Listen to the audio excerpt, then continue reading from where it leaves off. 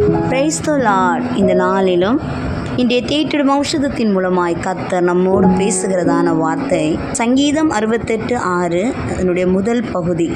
தேவன் தனிமையானவர்களுக்கு வீடு வாசல் ஏற்படுத்தி கட்டுண்டவர்களை விடுதலையாக்குகிறார். ஹல்லேலூயா. அநேகரால் கைவிடப்பட்டு திக்கற்றவர்களாய் சிறுமைப்பட்டு பாதுகாப்பில்லாத நிலையில் இருக்கிறவர்களுக்கு கர்த்தர் அவர்களை பாதுகாக்கும்படி, அவர்களை நன்றாய் வாழ வைக்கும்படி வீடு வாசலை ஏற்படுத்துவேன் என்று சொல்லுகிறார். அது மாத்திரமல்ல, எந்த நன்மைகளையும் பெற்றுக்கொள்ள முடியாதபடி கட்டப்பட்ட நிலையில் இருக்கிறவர்களை கர்த்தர் விடுதலையாக்குகிறார். ஹல்லேலூயா.